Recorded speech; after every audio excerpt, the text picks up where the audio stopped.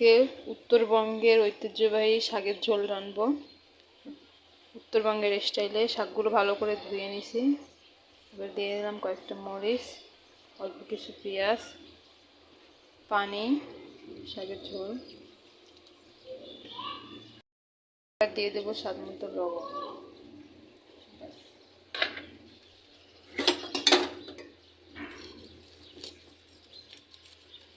সিদ্ধ হওয়া পর্যন্ত অপেক্ষা করি। এরপর রসুন দিয়ে বাগার দেবো সিদ্ধ হয়ে গেলে।